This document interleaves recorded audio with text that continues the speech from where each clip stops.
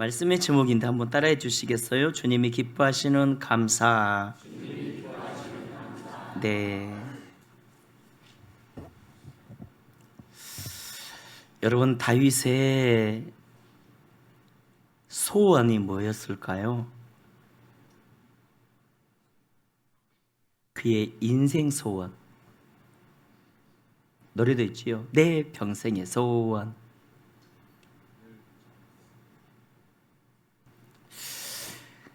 그가 왕이 되어 천하를 통일하는 거였을까요? 다윗의 소원이 그가 성군이 되어 온 백성들로 하여금 잘 살게 하는 거였을까요?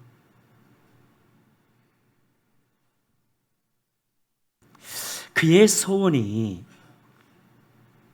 큰 성전을 지어 하나님이 모든 신보다 우월함을 보여주는 거였을까요?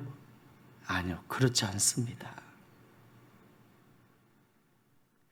여러분, 다윗의 소원은요, 그가 천하를 통일하는 것도 아니었고요, 그가 백성들에게 성군이라 인정받는 것도 아니었고요, 거대한 성전을 지어 하나님의 우월함을 나타내고자 하는 것도 아니었어요. 그것은 물론 비전이긴 했지만 그의 진정한 소원은 아니었다고요. 다윗의 소원이 뭐였을까? 큰 나라도 아니고 큰 성전도 아니고 그의 자손 대대로 왕위를 물려주어 가문이 빛나는 거, 그것도 아니고 그는 늘 이것 때문에 고민했고요, 이것 때문에 가슴 답답해했고요, 이것 때문에 마음을 막 졸였어요.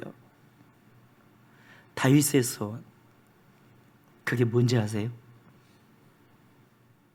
그것은 바로 하나님을 기쁘시게 하는 거 아니었습니까? 하나님을 기쁘시게 하는.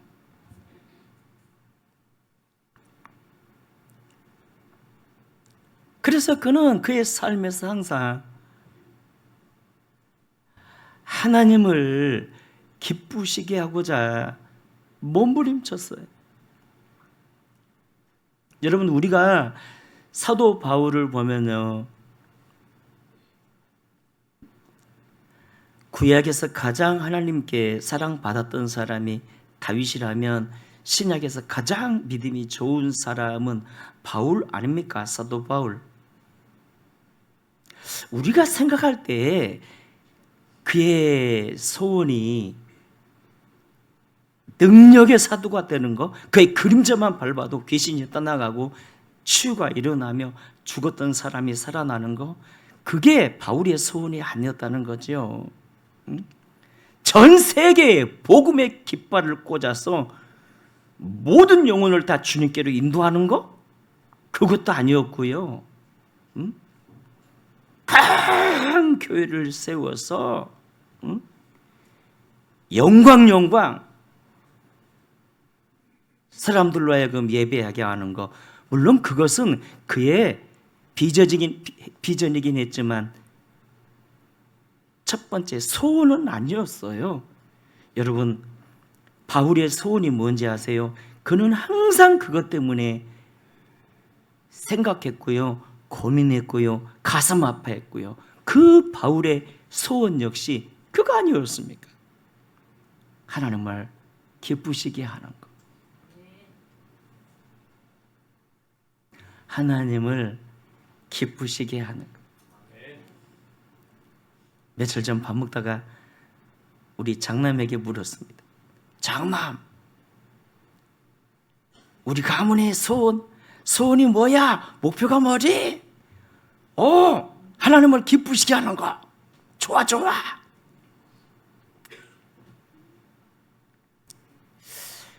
여러분, 히브리서 11장을 봐보면 히브리 기자가 믿음의 영웅들의 이름을 쭉 나열해 놓고 에노기를 이렇게 소개합니다. 에노기를. 그는 하늘로 옮기우기 전에 하나님을 기쁘시게 하는 자라 증거를 얻었으니. 그가 300년 동안 하나님과 동행했다 말씀했잖아요. 그 하나님과 동행하는 게 뭔가 이거지. 하나님을 기쁘시게 하는 삶.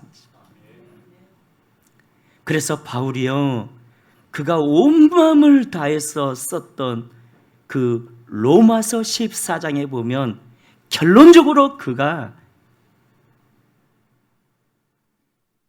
로마 교인들뿐만 아니라 오늘 우리에게 이것을 말해요. 이것을 명령해요.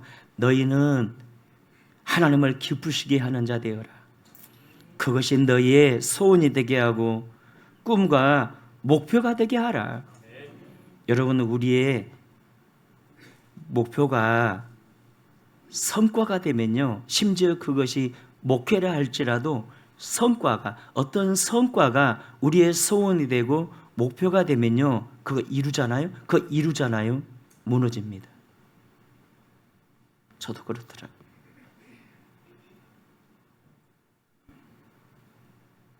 그래서 다윗도 바울도 에녹도 신구약의 모든 신앙의 위인들은요, 그 소원을 어떤 성과에 두지 않고 하나님을 기쁘시게 하는 것, 여기에 두었다는 거예요. 그렇다면 그들의 소원을 하나님을 기쁘시게 하는 거라고 목표를 세웠다면 오늘 우리의 목표도 이렇게 돼야겠죠. 하나님을 기쁘시게. 우리 크게 한번 따라 하실까요? 하나님을 기쁘시게. 좋습니다. 하나님을 기쁘시게. 누가 물으면 당신 소원이 뭐야? 비전이 뭐야? 꿈이 뭐야? 하나님을 기쁘시게. 늘 다윗은 그 생각이었어요. 내가 어떻게 하면 하나님을 기쁘시게 해드릴 수 있지? 내가 어떻게 하면 하나님을 기쁘시게 해드릴 수가 있지? 그렇다면 사랑하는 여러분, 하나님을 기쁘시게 하는 방법이 뭘까? 첫째는 Holy Life, 거룩한 삶. 거룩한 삶이란 말씀을 따라 사는 삶 아닙니다. 거룩한 삶이란 예수님을 따라 사는 삶이죠. 예수님을 따라 사는 인생은요, 항상 그 나라와 의부터 구합니다. 너희는 먼저 그의 나라와 의부터 구하라. 그리하면 이 모든 것을 너희에게 더하시리라. 주님을 따라 사는 사람은 언제나 전도하기 위해 몸부림칩니다. 부족하지만 선교하기 위해 애를 씁니다. 둘째, 하나님을 기쁘시게 하는 방법, 바로 믿음의 삶 아닙니까? 믿음의 삶. 히브리 11장에서 말씀했지요.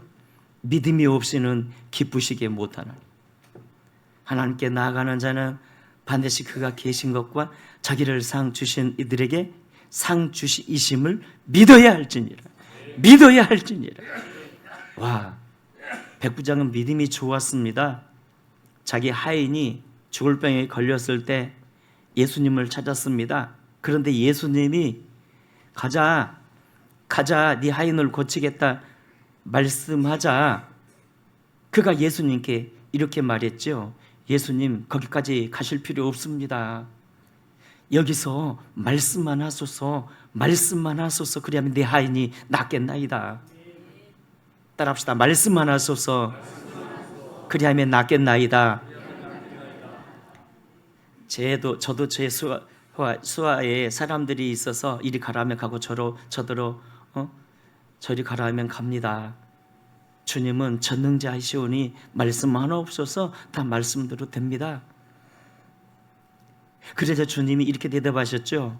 내가 이스라엘 중에 이만한 믿음을 보지 못했다. 와, 주님을 기쁘시게 하는 방법 믿음입니다. 그렇다면 믿음이 뭘까요? 믿음이 하나님의 전능하심과 나를 사랑하시는 그 사랑을 받아들이고 예수님의 십자가의 승리가 고 나를 위한 십자가의 승리란 것을 믿고 지금도 모든 것이 주의 뜻대로 말씀대로 됨을 믿는 거예요. 믿는 거예요. 따라합시다. 말씀대로 되는 것을 믿는 거. 그렇습니다. 그렇습니다. 그리고 셋째, 우리가 하나님을 기뻐하시는 해드리는 방법, 바로 감사 아닙니까? 감사. 여러분 다윗을 가만 봐보면요, 그 시편에 그가 시편을 기록할 때 대개가 고난 때 기록했거든요. 고난 때. 그럼에도 그는 감사 표현이 참 많은데 그 중에 하나 시편 116편에서 그가 이렇게 고백했어요. 주께서 내게 주신 은혜를 내가 무엇으로 보답할까? 우리가 항상 이 고백에 있으면 좋겠습니다. 크게 한번 따라해요. 주께서 내게 주신 은혜를 내가 무엇으로 보답할까?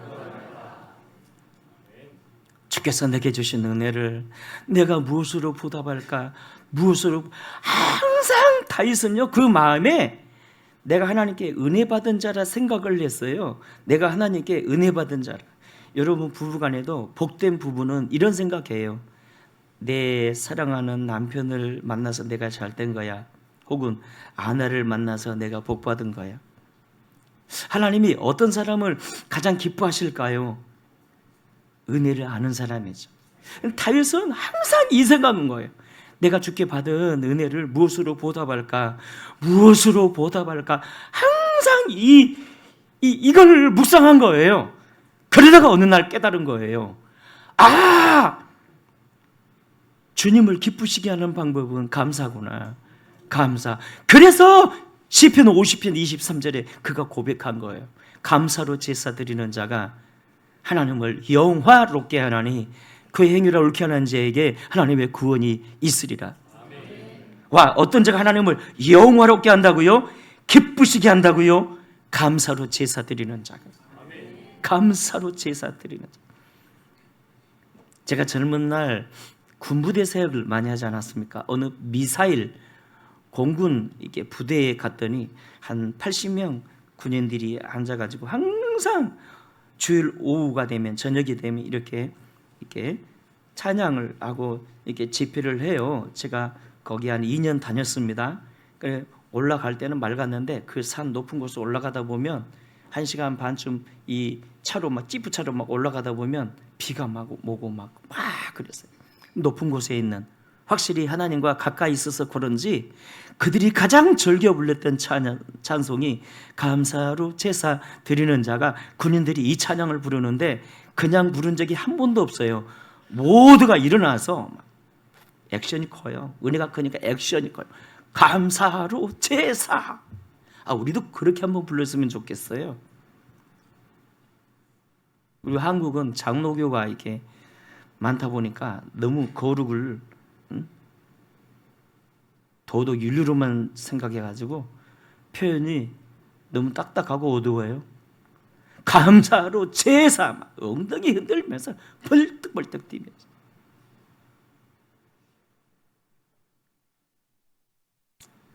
여러분 어떤 자가 하나님을 영화롭게 한다고요? 기쁘게 한다고요?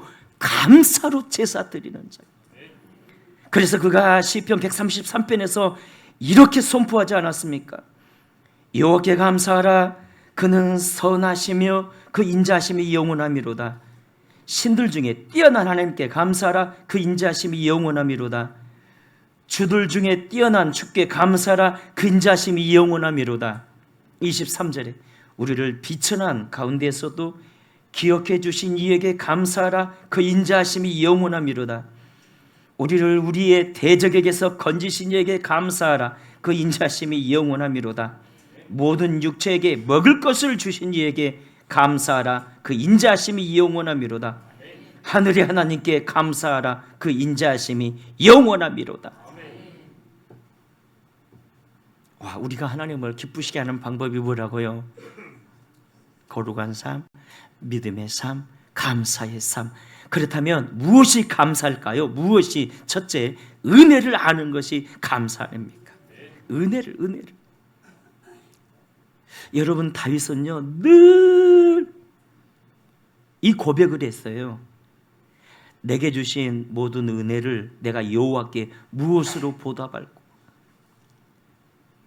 은혜를 아는 것이 감사 아닙니까?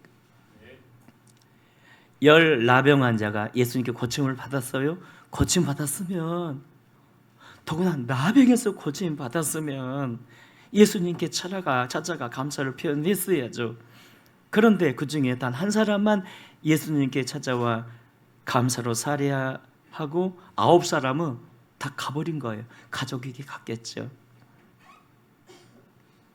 그 사마리아 사람 한 사람이 예수님을 찾아서 감사로 살해할 때 주님이 묻지 않았습니까? 10사람이 고침받지 않았느냐? 그런데 그 9은 다 어디에 갔느냐? 은혜를 아는 것이 감사합니다. 은혜를 아는 것이. 다윗이 요나단과의 우정을 생각하사 그의 아들 무비보셋에게 긍휼을 베풀지 않았습니까? 네는 평생 왕궁에서 자고 왕궁에서 먹어라. 나와 함께 먹어라. 그러자 이 무비보셋이가 이렇게 고백했지요. 내가 뭐간데 내게 이토록 큰 은혜를 베푸십니까? 내 주 왕이여, 이 죽은 개 같은 자가 뭐간데, 이 죽은 개 같은 자가 뭐간데 내게 이 큰 은혜를 베푸시나이까? 오늘 저와 여러분이 해야 할 고백 아닐까요? 응? 오늘 저와 여러분이. 여러분은 감사란 은혜를 아는 데서 시작합니다. 또한 둘째, 표현하는 것이 감사랍니다. 여러분, 감사는 표현할 때 감사지 표현하지 않으면 감사가 아니랍니다. 그래서 시편 116편에서 다윗이 이렇게 표현하며 감사했죠. 주여, 내게 주신 모든 은혜를 내가 여호와께 무엇으로 보답하리까? 내가 구원의 잔을 들고 여호와의 이름을 부르며 여호와의 모든 백성 앞에서 나는 나의 서원을 여호와께 갚으리로다. 그의 경건한 자들의 죽음은 여호와께서 보시기에 귀중한 것이로다. 여호와여, 나는 진실로 주의 종이오니 주의 여종의 아들 곧 주의 종이라. 주께서 나의 결박을 푸셨나이다. 내가 주께 감사제를 드리고 여호와의 이름을 부르리이다. 내가 여호와께 서원한 것을 그의 모든 백성이 보는 앞에서 내가 지키리로다. 여러분, 다윗은요 감사 표현을 잘했어요. 감사 표현을 따라합시다. 감사는 표현해야 합니다. 그래서 그가 남북 통일 왕국을 이루고 왕이 되자마자 하나님의 법궤를 이렇게 모셔오면서 하나님의 법궤를 모셔올 때 이 보통 왕 같았으면 왕복을 입고 권위 잡으면서 법궤를 모셔왔을 텐데 그는 그렇게 하지 않았다는 거죠. 그냥 제사장 옷을 입고 있는 힘을 다해 춤을 추니, 그럼 춤추다가 더구나 바지까지 내려갔어요. 여러분, 팬티 문화가 약 600년밖에 안 되는데 그 모습을 보고 미가리가, 그의 부인 미가리가 흉보지 않았습니까? 아이고, 출신부터 천하더니 저렇게 왕의 채통을 지키지 못하며 춤춘다면서. 이게 뭡니까? 감사의 표현이죠. 감사의 표현이죠. 여러분, 신앙생활 하면서요, 좀 어린아이 같을 필요가 있어요. 박수 칠 때는 함께 박수를 치고, 아멘입니까? 통성으로 기도할 때는 함께 통성으로 기도하고, 어떤 분들은 통성으로 기도하라 그러면 눈 뜨고 누가 기도하나 이게 쳐다보고 있고, 감사는 표현할 때 감사합니다. 그렇다면 하나님이 감사를 명령하신 이유가 뭘까? 그것이 하나님을 기쁘시게 하는 것이고요, 또한 감사에 구원이 있거든요. 축복이 있습니다. 감사로 제사 드리는 자가 하나님을 영화롭게 하나니 그의 이름을 옳게 하는 자에게 하나님이 무엇이 있으리로다? 구원이. 여기서 구원은 축복이고 능력이고 승리 아닙니까? 여러분, 김인강 교수라고, 그분 간증 한번 소개하고 말씀을 마칠까 합니다. 충청도 농사꾼의 6남매 중 막내 아들로 태어난 아이가 있었습니다. 그는 2살 때 소아마비를 앓았으나 너무 가난하여 치료 시기를 놓쳤고 후유증 때문에 안전병이로 어린 시절을 살았습니다. 아버지는 아들의 장애를 부끄러워하여 저런 쓸모없는 놈 제발 좀 갖다 버리라고 폭력을 휘둘렀고, 어머니는 눈물로 지샜더랍니다. 혼자의 힘으로 설 수도 없었기에 그는 기어 다녔습니다. 비료 포대 위에 엎드려 한 손으로 땅을 짚고 다른 한 손으로는 포대를 잡아 끌었습니다. 그는 어머니 등에 업혀 집에서 1시간 떨어진 초등학교에 입학하려 했으나 학교는 장애인이라는 이유로 등교를 허락하지 않았어요. 어머니와 아들은 그날 교문 밖에서 한없이 울었더랍니다. 아들을 등에 업고 오는 길에 슬픈 마음으로 어머니는 아들의 꽁꽁 언 발을 만지며 아가야 춥지? 아가야 춥지라고 따뜻하게 물으셨습니다. 어머니의 그 한마디는 그에게 다른 어떤 말보다 값지고 힘이 났으며 세상의 힘든 일들이 비수처럼 다가왔을 때 기억나게 하는 말 아니었습니까? 여러분, 우리 요즘 젊은 분들이 아이를 이렇게 낳잖아요. 아무것도 모를 것 같지만 다 알아요. 아침에도 어떤 아이가 저 멀리서 저를 향해 웃어주는데 오만 스트레스가 다 풀어지는. 와, 다 들어요. 축복해 주는 마음. 할렐루야.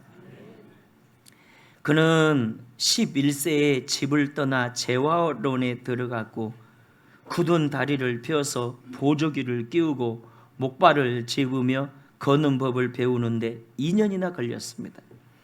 그런 그가 공부에서는 늘 1등을 했고 선생님의 추천 덕분에 대전중학교에 들어갔고 고등학교 입학 연합고사에서 만점을 받아 장학금을 받고 충남고에 배정받았더랍니다. 그는 TV가 켜져 있는 방 한 구석에서 밥상을 놓고 열악한 환경에서 공부하여 서울대 수학과를 입학했고 미국 버클리대에서 박사학위를 받았습니다. 이후 카이스트와 서울대 교수를 거쳐 현재는 고등과학원 교수로 있으며 2007년엔 40세 이하의 과학자에게 주는 젊은 과학자상을 받았습니다. 그가 누굴까요? 장애를 딛고 세상에서 온갖 냉대와 차별 속에서도 인생을 기쁨 공식으로 풀어낸 세계적인 수학자 김인강 교수 아닙니까? 예. 다니엘 기도회 때도 한번 강사로 오셨죠. 그는 그의 책에서 장애를 이겨낸 공식을 들려주었습니다. 나는 내가 겪은 아픔을 통해 또 다른 고통에 처해 있는 사람들을 이해하고 보듬는 것이 내가 살아야 하는 이유라는 해답을 얻었다. 나처럼 연약한 자들에게 희망을 주는 것이 내게 주신 하나님의 뜻임을 깨달았다. 하나님은 내게 육신을 의지하지 않는 법을 가르쳐 주셨다. 나는 아파서 누워 있는 동안 기도하는 법과 성경 읽는 법을 배웠다. 그리고 고통하는 가운데서도 감사하는 법을 배웠다. 찬양하는 법을 배웠다. 나의 육신이 나약함에 끊임없이 노출되었지만 하나님은 그것으로 인해 약한 데서 강해지는 법을 배우게 하셨다. 와, 모든 것이 합력하여 선이 되게 하신 하나님, 감사가 하나님을 기쁘시게 하는 것이고요, 감사에는 하나님의 구원이 있습니다.